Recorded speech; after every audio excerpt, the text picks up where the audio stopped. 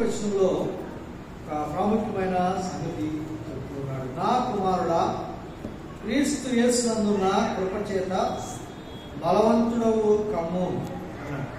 ఇక్కడ సైనికుడు అనే మాట, జట్టి అయిన వాడు అనేటువంటి మాటలు కనబడతా ఉన్నాయి.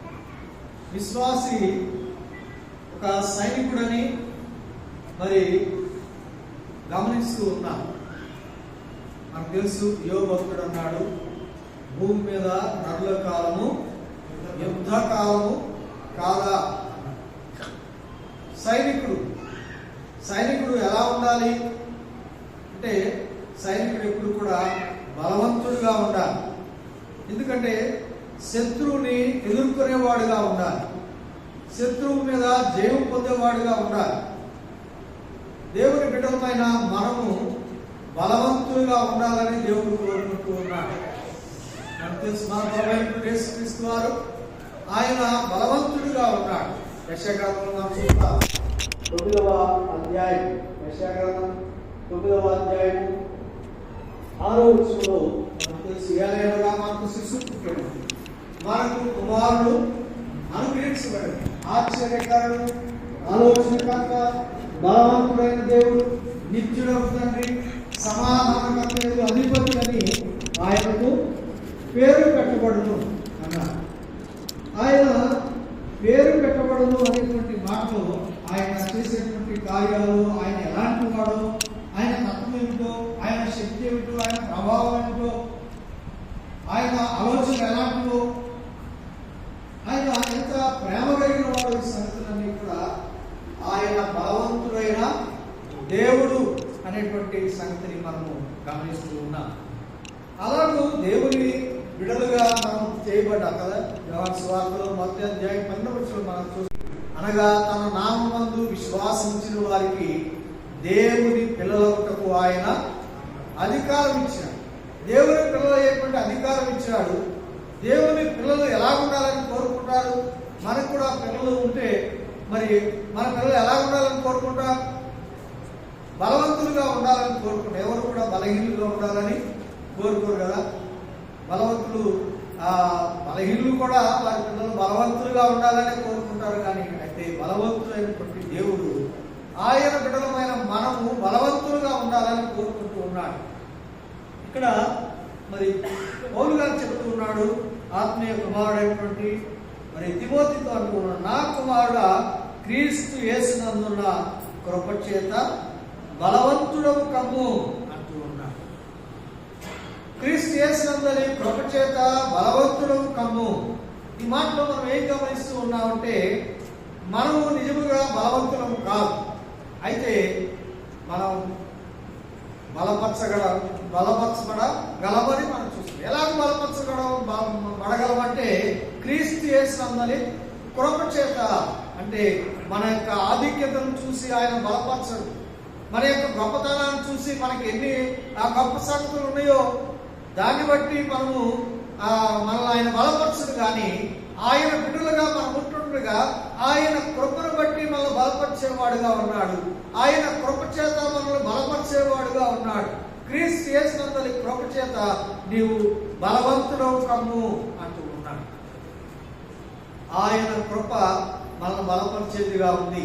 మనం బలవంతులుగా ఉండాలని మనల్ని ఆయన కోరుతూ ఉన్నాడు. ఎందుకు బలవంతులుగా ఉండాలి అంటే దానికి కారణం ఏమిటో చెప్తున్నాడు. మాట చూద్దాం, చూడండి. ఆదికాండంలో మనం గమనించినట్లయితే, ఆదికాండము మరి 18వ అధ్యాయము, ఆదికాండము 18వ అధ్యాయము 18వ వచనాన్ని చదువుకుందాం. చూడండి, ఆదికాండము 18వ అధ్యాయము 18వ వచనాన్ని చదువుదాం.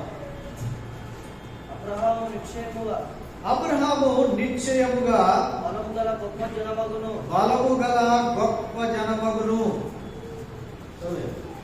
అతని మూలముగా భూమిలోని సమస్త జనములను ఆశీర్వదించబడును.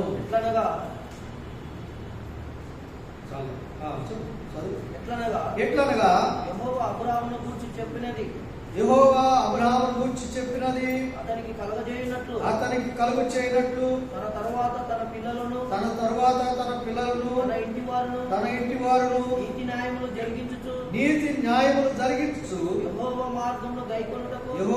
మార్గమును గైకొనుటకు అతడు వారికి ఆజ్ఞాపించినట్లు నేను అతన్ని ఎరిగి ఉన్నాను అన్నాడు. ఇక్కడ అబ్రహాముతో చెప్తున్నటువంటి మాట, అబ్రహాము గురించి దేవుడు అంటూ ఉన్నాడు. అబ్రహాము గురించి అంటూ ఉన్నాడు, అబ్రహాము నిశ్చయముగా బలము గల గొప్ప జనము అగును అన్నాడు. అంటే సందర్భం మనం గమనించినట్లయితే ఆ సొదొమ గొమొర్రాలని నాశనం చేసేటువంటి ఆ సమయంలో నేను చేయబోయేటువంటి కార్యాన్ని అబ్రహాముకి దాచెదనా అంటూ ఆ దేవుడు తనలో లేక ఆ త్రిత్వమైనటువంటి దేవుడు మాట్లాడుతున్నటువంటి మాట ఇక్కడ మనం చదువుతున్నాం. అబ్రహాము నిత్యముగా బలము గల గొప్ప జనమగును అంటున్నాడు. గొప్ప జనం, బలము గల గొప్ప జనం, బలహీనమైన గొప్ప జనం కాదు, బలము గల గొప్ప జనమగును. అబ్రహాము బలమైనటువంటి జనముగా, గొప్ప జనముగా అవుతాడు. ఎందుకు అలా చేయాలి అంటే అక్కడే చెప్తూ ఉన్నాడు. ఎట్లనగా యెహోవా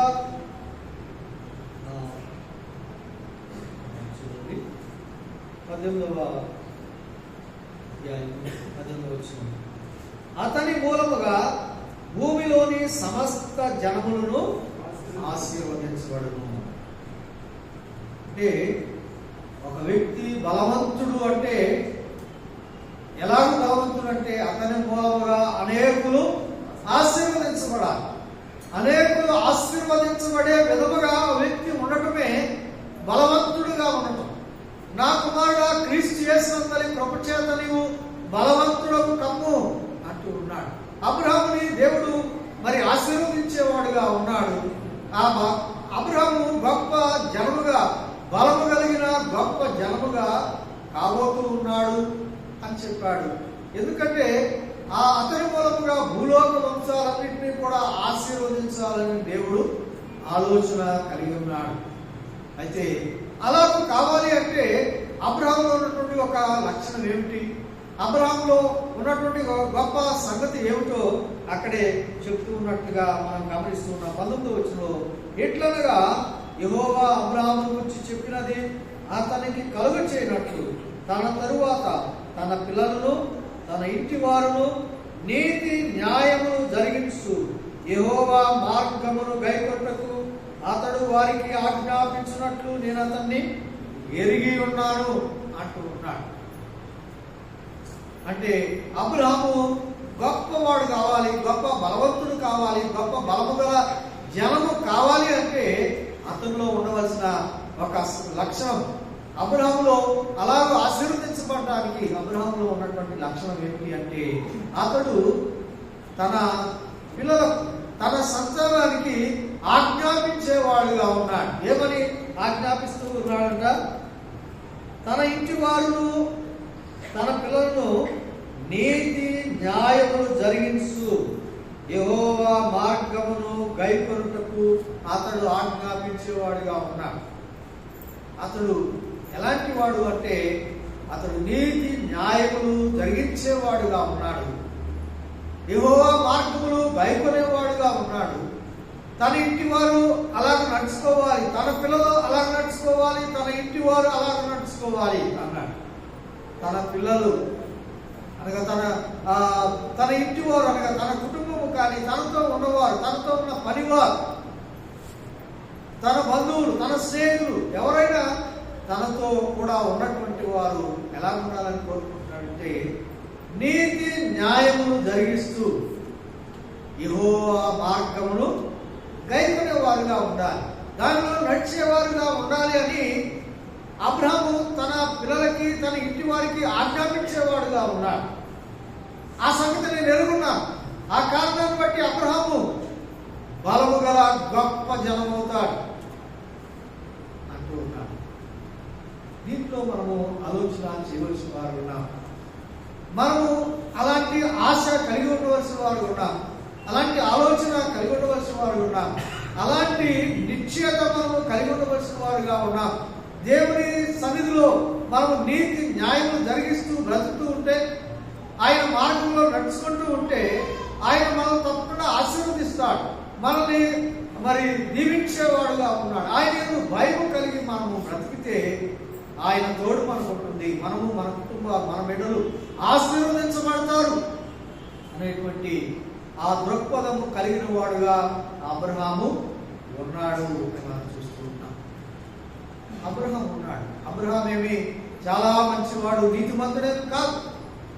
ఆయనలో ఏమి గొప్ప లక్షణాలేమి ప్రభువుని నమ్ముకోక ముందు, ప్రభు పిలుపు ముందు ఏమి లేవు. కానీ అయితే మనం గమనిస్తూ ఉన్నాం, దేవుని పిలుపుకు లోబడిన వాడై, దేవుని యందు విశ్వాసం ఇచ్చిన వాడై, దేవుని మాటకు విధేయత చూపిన వాడై, దేవుని పద్ధతిలో దేవునికి భయపడుతూ, దేవునికి ఆ విధేయత చూపుతూ, దేవుని మార్గంలో నడుస్తూ, నీతిగా న్యాయముగా నడుచుకుంటూ, దేవుడికి ఏది ఇష్టమో అలాగే చేస్తూ బ్రతకాలనేటువంటి తీర్మానం కలిగిన వాడుగా అబ్రహాము ఉన్నాడు.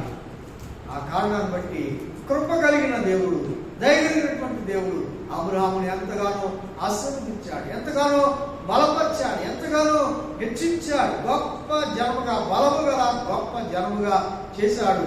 అంతేకాదు అతని సంతానం ద్వారా భూలోక వంశాలన్నింటినీ కూడా ఆశీర్వదించాడు. అయితే ఆయన నమ్మిన బిడలమైన మనము దేవుని పిల్లలమైతే ఆయన మన నుండి కోరుకుంటుంది ఏమిటంటే, మనం కూడా బలవంతులుగా ఉండాలి. మనం బలవంతులుగా ఉండాలి. క్రీస్తు యేసునందు కృప చేత మనము బలవంతులు కావాలి. తద్వారా మనం ఆశీర్వదించబడాలి. మన ద్వారా అనేకులు ఆశీర్వాదం పొందాలి అని దేవుడు కోరుతూ ఉన్నట్లుగా, దేవుడు ఆశిస్తున్నట్లుగా మనం గమనిస్తూ ఉన్నాం. అందుకే ఉన్నాడు, నా కుమారుడా క్రీస్తు యేసునందలి కృప చేత బలవంతులవు కమ్ము అంటూ ఉన్నాడు. బలము కలిగినటువంటి వారుగా మనము ఉండాలి అని మనం గమనిస్తూ ఉన్నాం. దినవృత్తాంతాల గ్రంథంలో మనం చూసినట్లయితే, దినవృత్తాంతములు 2వ గ్రంథము 17వ అధ్యాయము మొదటి వచనం చదువుదాం. దినవృత్తాంతముల గ్రంథము 2వ అధ్యాయము 17వ అధ్యాయం, 2వ దినవృత్తాంతం 17:1 చదువుకుందాం.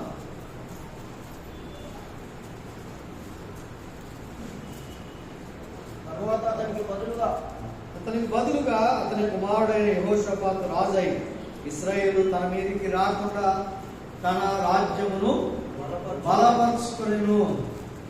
అతడు యూదా దేశంలోని ప్రాకార పురములన్నిటి యందు సైన్యముల నుంచి యూదా దేశమందును తన తండ్రి అయిన ఆసా పట్టుకున్న ఎఫ్రాయిం పట్టణములందును కావలి బలములను ఉంచెను.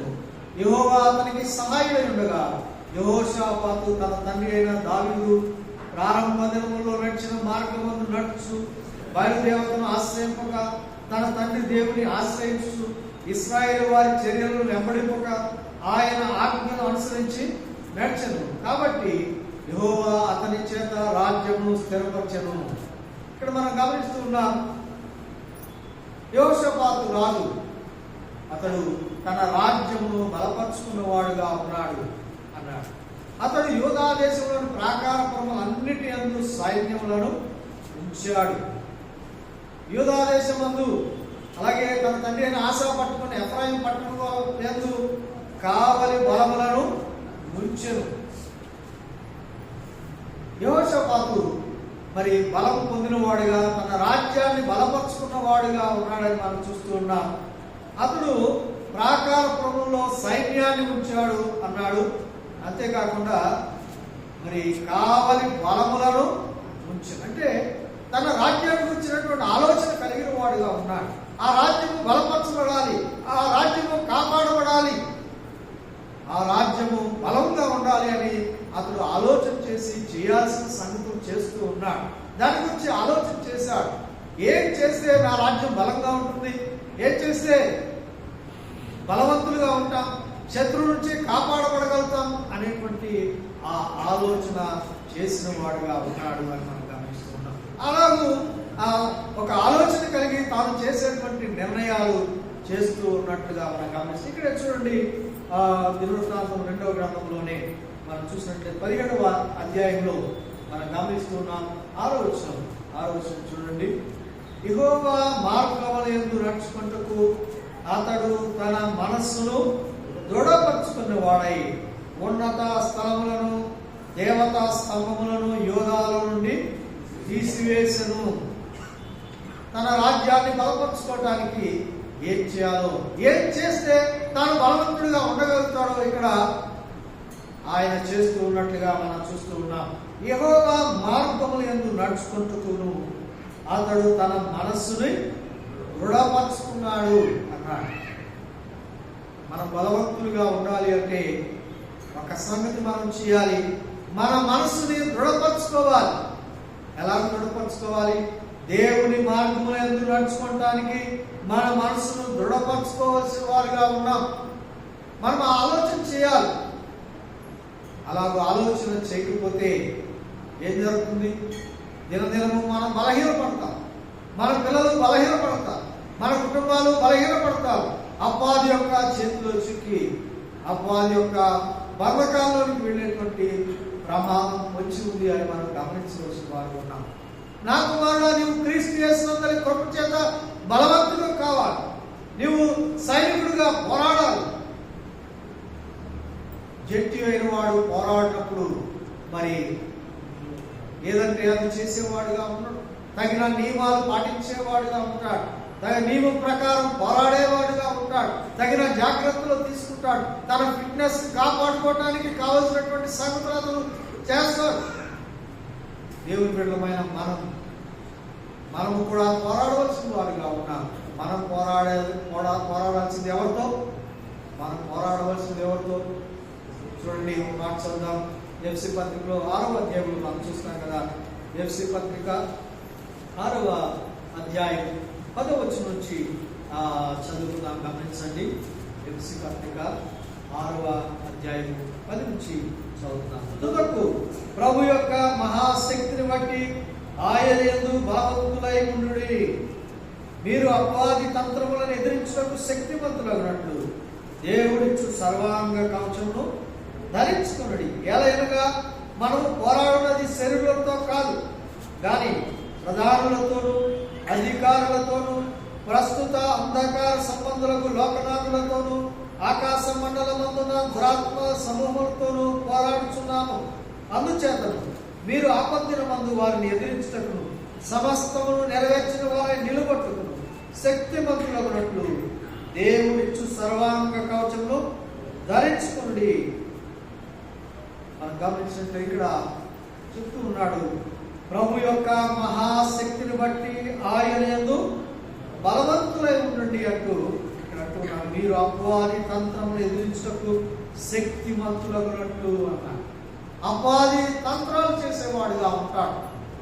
ఆత్మీయంగా మనల్ని దిగజార్చడానికి, మనల్ని పాపంలో పడవేయటానికి, మనల్ని మన కుటుంబంలో నెమ్మది లేకుండా చేయటానికి, దేవుని పద్ధతిలో లేకుండా చేయటానికి, మన సాక్ష్యాన్ని పాడు చేయటానికి, దేవుని బిడ్డలుగా బలవంతులుగా ఉండి ఆయన శక్తిని పొంది ఆయన కార్యాల్లో చురుకుగా పాల్పొంచు మనం చక్కగా ఆయనను స్తుతిస్తూ ఆరాధిస్తూ గర్వపరుస్తూ ఆయనను బట్టి ఆనందిస్తూ ఆయన వాక్యాన్ని ధ్యానిస్తూ మనము బహుగా ఫలించేవారుగా ఉండవలసిన వారుగా ఉండగా అపవాది అనేకమైన తంత్రాలు పన్నేవాడుగా ఉంటాడు, తంత్రాలు కల్పించేవాడుగా ఉంటాడు. ఆ దేవుని మార్గంలో నుంచి తప్పించడానికి, దేవుని పద్ధతుల నుంచి తొలగించడానికి ఎన్నో తంత్రాలు పన్నేవాడుగా ఉంటాడు. అయితే మనము బలము లేని వారమైతే తేలిగ్గా పడిపోతాము, అపవాది ఉచ్చులో పడిపోతాము. అపవాదితో పోరాడటానికి బదులుగా మనం ఏం చేస్తామంటే శరీరంతో పోరాటం ప్రారంభిస్తాం. చేయవలసిన పని విడిచిపెట్టి మనల్ని రక్షించడంలో దేవుడు ఏ ఉద్దేశంతో మనల్ని రక్షించాడో ఆ ఉద్దేశాన్ని విడిచిపెట్టి, ఆయన చెప్పినటువంటి ఆ యొక్క స్వభావాన్ని విడిచిపెట్టి, ఆయన కోరుకున్నటువంటి ప్రవర్తన విడిచిపెట్టి మనకిష్టమైనట్టుగా దేవుని పద్ధతిలో తొలగిపోయి దేవుని ఎరుగమన్నట్టుగా అయిపోయేటువంటి ప్రమాదం వచ్చి ఏర్పరచబడిన వారిని సైతం లాగివేయటానికి, ఆ మార్గం నుంచి తప్పించివేయటానికి, మృంగివేయటానికి మనం ఈరోజు అయిన అపవాది ఎవరిని మృంగుదురా అని గర్జించడం వల్ల వెదచ్చు తిరుగుతూ ఉన్నాడు. మనలో బలం ఉందా? మనం బలవంతులమేనా? మనలో ప్రభు యొక్క బలముగా? అయితే మనం అపవాది తంత్రాన్ని ఎదిరించి నిలవగలిగే వారు ఉంటాం. బలము లేకపోతే మనము ఆ అపవాది యొక్క తంత్రాలు పడిపోయేవారుగా ఉంటాం. కనుక మనం ఆలోచన చేయవలసిన వారు ఉన్నాం. ఆయన మార్గముల యందు నడుచుకోవటానికి మనము మన మనసుని దృఢ నిశ్చయం చేసుకోవాలి. మన మనసుని దృఢ నిశ్చయం చేసుకోవాలి. ఏదో ప్రార్థనకు వస్తున్నాంలే, వెళ్ళకపోతే ఏం బాగుంటుంది, అప్పుడప్పుడు వచ్చి వెళదాం అనుకునేవారుగా ఉన్నామా? అయితే గమనించాలి, ఇప్పటికే అపవాది పడవేశాడు. అపవాది యొక్క త్వరలో చిక్కునవాడుగా ఉన్నాం కాబట్టి దయచేసి గమనించాలి. ఆయన మనం రక్షించింది బలహీనులుగా ఉండటానికి కాదు, బలవంతులుగా ఉండాలి. క్రీస్తు యేసునందలి ప్రభు చేత మనం బలవంతులుగా ఉండాలి. ప్రభు యొక్క మహాశక్తిని బట్టి ఆయన యందు బలవంతులుగా ఉండాలి. ఆయన బలాన్ని మనం పొందవలసిన వారుగా ఉన్నాం. ఆయన బలపరిచేవాడుగా ఉన్నాడని మనం గమనిస్తూ ఉన్నాం. ఆయన బలపరుస్తూ ఉంటుండగా ఆయన బలాన్ని మనం పొందుకోవాలి. ఆయన కృప చేత మనము బలవంతులుగా కావాలి అని మనం గమనించవలసిన వారుగా ఉన్నాం. చూడండి, మరొక మాట చదువుకుందాం. చూడండి, ముందుగా మొదటి పత్రిక కొరింథీయులకు రాసిన మొదటి పత్రిక 3వ అధ్యాయం 11 వచనాలు చదువుకుందాం. కొరింథీయులకు రాసిన మొదటి పత్రిక 3వ అధ్యాయం మొదటి 2 వచనాలు చదువుతాం. గమనించండి. కొరింథీయులకు రాసిన మొదటి పత్రిక. సహోదరులారా, ఆత్మ సంబంధమైన మనుషులతో మాట్లాడినట్లు నేను మీతో మాట్లాడలేకపోతే శరీర సంబంధులైన మనుషులేనియు క్రీస్తునందు పసిబిడ్డలే అనియు మీతో మాట్లాడవలసి వచ్చును. అప్పటిలో మీకు బలము చాలకపోయినందున వాళ్ళతోనే మిమ్మల్ని పెంచుతుంది కానీ అన్నంతో మిమ్మల్ని పెంచలేదు. మీరింకను శరీర సంబంధులై ఉండటం వలన ఇప్పుడు మీరు బలహీనులై ఉన్నారు కారా? మీలో అసూయలు కలహము ఉండగా మీరు శరీర సంబంధులై మనుషునిగా నడుచుకున్న వారు కారా? మాటలు మనం గమనించినట్లయితే ఆయన చెప్తున్న ఆత్మ సంబంధులైన మనుషులతో మాట్లాడినట్లు నేను మీతో మాట్లాడలేక అనగా బలమైనటువంటి వాక్య ఆహారం తీసుకునేటువంటి స్థితిలో వారు లేరు అంటూ ఉన్నారు. వారు శరీర సంబంధంగా ఉన్నారు, బలహీనులుగా ఉన్నారు, క్రీస్తునందు పసిబిడ్డల్లాగానే ఉన్నారు. ఎవ్రీ బతుకులు మనం చూస్తాం కదా. కాలాన్ని బట్టి చూస్తే మీలో అనేకులు బోధకులుగా ఉండవలసిన వారు, కానీ అయితే ఒకడు మీకు మూల పాఠాలు నేర్పవలసి వచ్చింది అన్నాడు. అయితే మనం అలా ఉండటానికి దేవుడు పిలవలేదు, బలహీనులుగా ఉండటానికి పిలవలేదు, ఎప్పుడు పసిబిడ్డలాగానే ఉండటానికి పిలవలేదు. పిల్లలు పుట్టిన తర్వాత వారు ఎదగకుండా ఉంటే, వారిలో ఎదుగుదల లేకపోతే ఆ తల్లిదండ్రులు ఎంతగా బాధపడతారో మనకు తెలుసు. వారు ఎదుగుతూ ఉంటుండగా, వారు నడుస్తూ ఉంటుండగా, వారు బలవంతులు అవుతూ ఉంటుండగా, వారు మానసికంగా, శారీరకంగా, ఆత్మీయంగా బలవంతులు అవుతూ ఉంటే ఎంత సంతోషం మనకు తెలుసు. అయితే మనలో కన్నటువంటి తండ్రి, మన పరలోకం తండ్రి, ఆయన మన నుండి మనం బలవంతులుగా ఎదగాలని కోరుకుంటూ ఉన్నాడు. నా కుమారుడా క్రీస్తు యేసునందలి కృప చేత బలవంతుడవు, నా కుమార్తె క్రీస్తు యేసునందలి కృప చేత బలవంతుడవు కమ్ము దేవుడు అంటూ ఉన్నాడు. మనం బలవంతులుగా కావాలి అని ఆయన బలం మనకి, ఆయన ద్వారా మనం బలవంతులు కావాలి. ఆ బలం మనలో ఉందా మనం గమనించవలసిన వారుగా ఉన్నాం. కీర్తన గ్రంథంలో 103వ కీర్తన 20వ వచనంలో మాట చెప్పాడు. చూడండి, కీర్తన గ్రంథంలో 103వ కీర్తన 20వ వచనం. యెహోవా దూతలారా, ఆయన ఆజ్ఞకు లోబడి ఆయన వాక్యము నెరవేర్చు బలశూరులారా, ఆయనను సన్నుతించుడి. యెహోవా దూతలారా, ఆయన ఆజ్ఞకు లోబడి ఆయన వాక్యము నెరవేర్చు బలశూరులారా ఆయనను సన్నుతించుడి. ఆయనను సన్నుతించుడి. ఎవరు ఆయనను సన్నుతించాలంట? గమనించవలసిన వారు ఉన్నాం. ప్రభు తన మహాకృప చూపించి మనకు ఎంతో గొప్ప రక్షణ భాగ్యాన్ని ఆయన ఇచ్చాడు. దేవుడే దిగివచ్చి ఆయన తన ప్రాణాన్నే ధారపోసాడు. మన నిమిత్తమై నలగొట్టబడ్డాడు, మన నిమిత్తమై హింసించబడ్డాడు, అవమానించబడ్డాడు, హేళన చేయబడ్డాడు.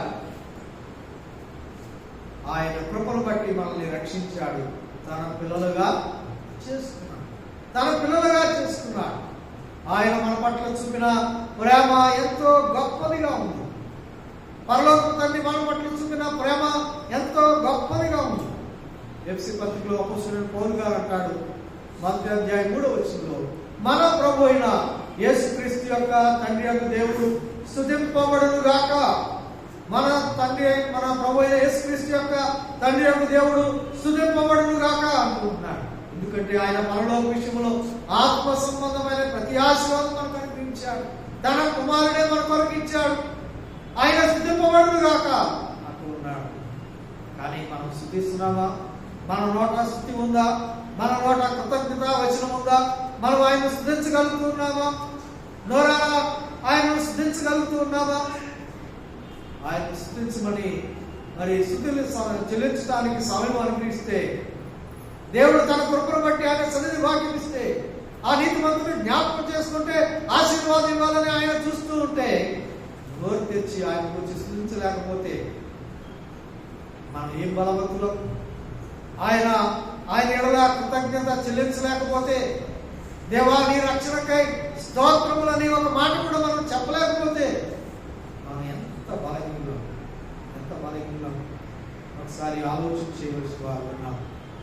ఆయనైతే మనం బలవంతులుగా ఉండాలి అని, బలవంతులమై మన ద్వారా అనేకులు ఆశీర్వదించబడాలని ఆయన కృపచేత మనం రక్షించుకున్నాడు. ఆయనకే పక్షపాతం లేదు. ఆయన అబ్రహామును మాత్రమే దీవించేవాడు కాదు, అబ్రహాం మాత్రమే గొప్ప జనం కావాలని కోరుకున్నవాడు కాదు. మనం ఆలోచన చేయవలసిన వారు ఉన్నాం. ఆయనైతే మనం బలపరచడానికి ఎంతో ఇష్టపడుతూ ఉన్నాడు. ఆయన మనం బలపరచాలని కోరుకుంటూ ఉన్నాడు. మనం బలపరచడానికి ప్రభు సిద్ధముగా ఉన్నాడు అని మనం గమనిస్తూ ఉన్నాం. ఆయన బలపరిచేవాడుగా ఉన్నాడు. మనము కోరుకోవాలి. ఎలాగూ మనము బలపరచబడగలమంటే అబ్రహాము గురించి మనం చూస్తూ ఉన్నాం. అబ్రహాము నీతి న్యాయములు జరిగించేవాడుగా ఉన్నాడు. యెహోవా మార్గమందు నడుచుకునేవాడుగా ఉన్నాడు. దేవునికి భయపడేవాడుగా ఉన్నాడు. దేవుని ఆజ్ఞను నెరవేర్చడంలో సంపూర్ణమైన విధేయత చూపించేటువంటి వాడుగా ఉన్నాడు. ఆ కారణంగా దేవుడు అతన్ని ఎంతగానో ఆశీర్వదించాడు, బలపరిచాడు, గొప్ప బలము గల గొప్ప జనముగా చేశాడు. ఆ దేవుడు నిన్ను నన్ను కూడా బలపరచడానికి ఆయన ఇష్టపడుతూ ఉన్నట్టుగా మనం గమనిస్తూ ఉన్నాం. మనము అలాగూ బలపరచబడాలి, ఆ సంగతి కోరుకోవాలి అని మనం గమనిస్తూ ఉన్నాం. చూడండి, ఒక మాట చదువుకుందాం. యెషయా గ్రంథం 41వ అధ్యాయం. యెషయా గ్రంథం 41వ అధ్యాయం 8 నుంచి 10 వచనాలు చదువుకుందాం. యెషయా గ్రంథం 41వ అధ్యాయం 8 నుంచి చదువుదాం. నా సేవకుడైన ఇశ్రాయేలు, నేను ఏర్పరచుకున్న యాకోబు, నా స్నేహితుడైన అబ్రహాము సంతానమా, ఊదిగంతము నుండి నేను పట్టుకొని దాని పనుల నుండి పిలుచుకున్నవాడా, నీవు నా దాసుడవనియు నేను నిన్ను ఉపేక్షింపక ఏర్పరచుకుంటున్నానియు నేను నీతో చెప్పి ఉన్నాను, నీకు తోడై ఉన్నాను. భయపడకము, నేను నీ దేవుడినై ఉన్నాను. దిగులు పడకము, నేను నిన్ను బలపడుతును. నీకు సహాయం చేయువాడు నేనే. నీతి అను నా దక్షిణ హస్తముతో నిన్ను ఆదుకొందును అంటున్నాడు. ఇక్కడ మరి నా సేవకుడైన ఇశ్రాయేలు, నేను ఏర్పరచుకున్న యాకోబు అంటూ ఉన్నాడు. భయపడకము అంటూ ఉన్నాడు. నీవు నా దాసుడు అనియు నేను నిన్ను ఉపేక్షింపక ఏర్పరచుకుంటున్న నీవు నేను నీతో చెప్పి ఉన్నాను, నీకు తోడై ఉన్నాను అన్నాడు. భయపడకము, నేను నీ దేవుడునై ఉన్నాను. దిగులు పడకము, నేను నిన్ను బలపరుతును అంటున్నాడు. ఆయన బలపరిచేవాడుగా ఉన్నాడు. ఆయన ఏర్పరచుకున్నాడు అంటూ ఉన్నాడు. మనం ఏర్పరచుకోలేదు, ఆయన మనం కూడా ఆయన ఏర్పాటు చేసుకున్నాడు. ఆయన మనల్ని ఏర్పరచుకున్నాడు. వారికి తెలుసు. పేతురు రాసిన మొదటి పత్రిక 2వ అధ్యాయం 9వ వచనంలో, పేతురు రాసిన మొదటి పత్రిక 2వ అధ్యాయం 9వ వచనంలో అన్నాడు, అయితే మీరు చీకట్లో నుండి ఆశ్చర్యకరమైన తన వెలుగులోనికి మిమ్మల్ని పిలిచిన వారి గుణాతిశయములను ప్రచురము చేయ నిమిత్తము ఏర్పరచబడ్డ వంశము, రాజులైన యాజక సమూహం, పరిశుద్ధ జనము, దేవుని సొత్తైన ప్రజలై ఉన్నారు అన్నాడు. ఆయన మనల్ని ఏర్పరచుకున్నాడు. ఏర్పరచబడిన వంశం అన్నాడు. అబ్రాహామును ఏర్పాటు చేసుకున్నాడు. అంతేకాదు మనల్ని కూడా ఏర్పాటు చేసుకున్నాడు. మన గురించి చెప్తున్నాడు, ఏర్పరచబడిన వంశం. ఆయన గుణాతిశయములను ప్రచురము చేయ నిమిత్తము ఏర్పరచబడిన వంశం. ఆయన మనల్ని ఏర్పాటు చేసుకున్నాడు. ఆయన మనతో చెప్తూ ఉన్నాడు, నా సేవకుడా, నా సేవకుడైన యాకోబు, నా సేవకుడైన ఇశ్రాయేలు, నీవు భయపడకు అని చెప్పిన ఆయన మనతో చెప్తూ ఉన్నాడు. ఆయన భయపడవద్దు అంటూ ఉన్నాడు. నేను మిమ్మల్ని బలపరుస్తాను, మిమ్మల్ని బలపరచువాడను నేనే. ఆయన బలపరచడానికి సిద్ధముగా ఉన్నాడు. ఆయన కృప చేత మనం బలపరచబడవలసిన వారుగా ఉన్నాం. ఆయన బలపరుస్తున్నాడు. ఆయన బలపరుస్తూ ఉంటుండగా మనం బలపడే వారుగా ఉన్నాం. ఆయన వాక్యమును నెరవేర్చేటువంటి బలశూరులుగా మనం ఉండాలి అని ఆయన కోరుకుంటూ ఉన్నాడు. ఆయన వాక్యానికి విధేయత చూపించేవారుగా ఉండాలి. తద్వారా మనం ఆశీర్వదించబడాలి. మన ద్వారా అనేకులు ఆశీర్వదించబడాలని ఆయన కోరుకుంటూ ఉన్నాడు. మనకి ఆశీర్వాదం లేకపోతే, మనమే ఆయన దీవెన పొందలేకపోతే ఆయన బిడ్డలు మనం ఎలాగా కూర్చోగలం? పేతురు గారు అన్నాడు కదా, మీరు ఆశీర్వాదానికి వారసులు అవడానికి పిలువబడ్డారు. మీరు ఆశీర్వాదానికి వారసులు అవడానికి పిలువబడ్డారు. పరలోక విషయంలో ఆత్మ సంబంధమైన ప్రతి ఆశీర్వాదాన్ని మనకు అనుగ్రహించాడు. ఆయన తన కుమారుడు ద్వారా అనుగ్రహించాడు. మనం క్రీస్తు యేసునందరి కృప చేత బలవంతులము కావాలి, బలవంతులము కావాలి అని మనం గమనించవలసిన వారుగా ఉన్నాం. ఆ విషయంలో మనం ఆలోచన చేయవలసిన వారుగా ఉన్నాం. మనం బలహీనులుగా ఉంటే మన విరోధి అయినటువంటి అపవాది మనం పడగొట్టేవాడుగా ఉన్నాడు. కనుక మనం జాగ్రత్త పడవలసిన వారుగా ఉన్నాం. మాట చదువుకుందాం. చూడండి, దినవృత్తాంతములు 2వ అధ్యాయం 16వ దినవృత్తాంతం 2వ గ్రంథం 16వ అధ్యాయం 9వ వచనం చదువుకుందాం. దినవృత్తాంతములు 2వ గ్రంథము 16వ అధ్యాయం 9వ వచనాన్ని చదువుతాం. దినవృత్తాంతములు 2వ గ్రంథము 16వ అధ్యాయం 9వ వచనం. తన ఎడల యథార్థ హృదయము గలవారిని బలపరచుటకై యెహోవా కనుదృష్టి లోకమందంతటా సంచారం చేయుచున్నది. ఈ విషయమందు నీవు మతి తప్పి ప్రవర్తించి కనుక ఇది మొదలుకొని నీకు యుద్ధములే. ఇక్కడ మనం గమనించినట్లయితే దేవుడు ఎలాగూ మరి బలపరుస్తాడో ఇక్కడ చెప్తూ ఉన్నాడు. తన ఎడల యథార్థ హృదయము గలవారిని బలపరచుటకై యెహోవా కనుదృష్టి లోకమందంతటా సంచారము చేయుచున్నది అన్నాడు. అంటే దేవుడు అబ్రహామును బలపరిచినటువంటి దేవుడు, అలనాడు పౌలును బలపరిచినటువంటి దేవుడు, అనేక మంది ఆయన విశ్వాసం ఇచ్చినటువంటి బిడ్డల్ని బలపరిచినటువంటి దేవుడు ఈ దినం కూడా ఆయన కనుదృష్టి లోకమందంతటా సంచారం చేస్తున్నాడు. లోకమందంతటా సంచారం చేస్తుంది, చూస్తూ ఉన్నాడు. ఆయన బలపరచాలని చూస్తూ ఉన్నాడు. ఎవరిని బలపరచడానికి ఇక్కడ చెప్పాడు కదా, ఏమంటూ ఉన్నాడు? తన ఎడల యథార్థ హృదయము గలవారిని బలపరచుటకై అన్నాడు. యథార్థ హృదయం అంటే ఏంటి? యథార్థమైన హృదయం అంటే ఎంతో భక్తి ఉండటం, ఎంతో నీతి కలిగి ఉండటం కాదు. యథార్థ హృదయం అంటే ఏమిటి అని మనం గమనించినట్లయితే, మన యొక్క స్థితిని గుర్తెరిగి మనం ఎలాంటి వారమో, మనం ఏమై ఉన్నామో ఆ సంగతి గుర్తెరిగి, మన దోష పరిస్థితులు ఏమిటో గుర్తెరిగి, మనం ఏ విషయంలో వెనకబడిపోయి ఉన్నామో గుర్తెరిగి, అయ్యా నన్ను కరుణించు, ఈ పరిస్థితి నుంచి నన్ను విడిపించు, నేను పాపం చేసిన వాడిగా ఉన్నాను, నీ మార్గం నుంచి తప్పిపోయిన వాడిగా ఉన్నాను, నాకు ఇష్టమైనట్టుగా జీవించిన వాడిగా ఉన్నాను, నీవు నన్ను ఏర్పరచినటువంటి సంగతిని ఎందుకోసం ఏర్పాటు చేసుకున్నావో ఆ సంగతిని నేను మర్చిపోయిన వాడిగా, గ్రహింపు లేని వాడిగా ఉండి నా ఇష్టానుసారంగా ప్రవర్తిస్తూ ఉన్నానయ్యా, నన్ను కరుణించు, నీ మార్గంలో నేను నడుచుకోవడానికి ఇష్టపడుతూ ఉన్నాను, నన్ను బలపరచు అంటే అది యథార్థమైనటువంటి హృదయముగా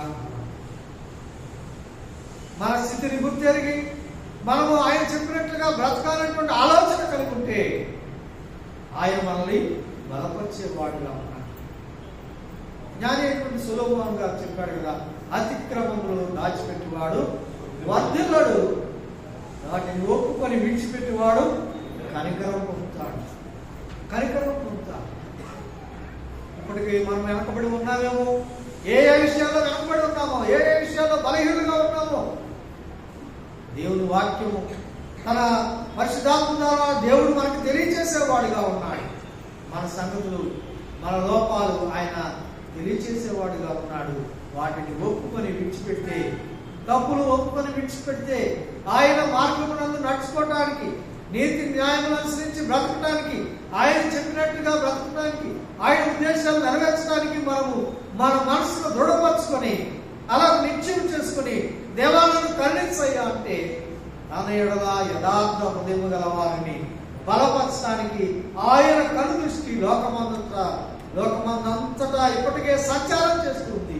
ఆయన మనం చూస్తాడు, ఆయన మనం గమనిస్తాడు, మన హృదయాన్ని గమనిస్తాడు, మనం బలపరుస్తాడు, భయపడద్దంటూ ఉన్నాడు. ప్రాణం అర్పించి మనం రక్షించిన ప్రభు, తన పిల్లలుగా స్వీకరించినటువంటి ప్రభు, ఆయన బలవంతుడైన దేవుడు. ఆయన బిడ్డలమైన మనం బలవంతులుగా ఉండాలి, బలమైన గొప్ప జనం కావాలి, మనం ఆశీర్వదించబడాలి, మన ద్వారా అనేకులు ఆశీర్వదించబడాలి. ఇది ఆయన యొక్క ఆశ, ఆయన యొక్క ఉద్దేశం. అందుకే మన కొరకే తన ఏకైక కుమారుని మన కొరకే ఈ లోకానికి పంపించాడు.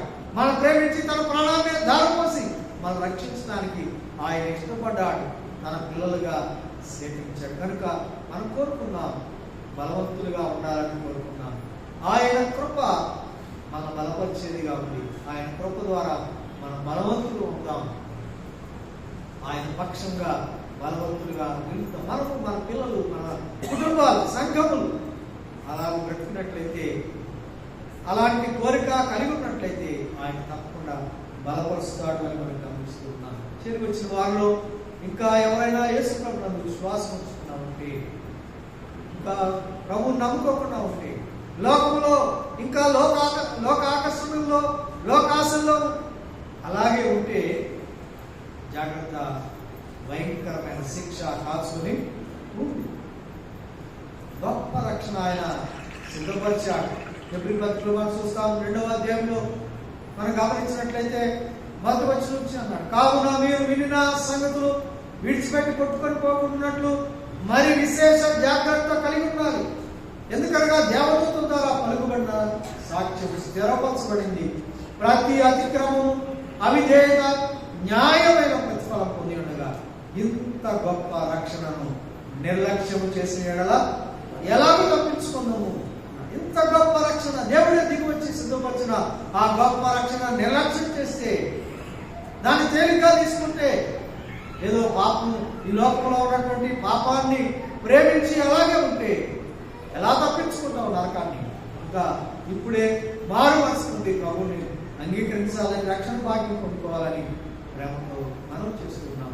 ప్రభువు నమ్మిన బిడలమైన మనం ఆయన ఇచ్చిన గొప్ప రక్షణను నిర్లక్ష్యం చేయక, ఆయన ఏ ఉద్దేశంతో మనం రక్షించాడో ఆ సంగతి గుర్తుపెట్టుకొని మనము, మన కుటుంబాలు, మనము, మన బిడ్డలు ప్రభు యొక్క మార్గంలో నడవాలన్నటువంటి ఆ దృఢ నిశ్చయం చేసుకోవాలి.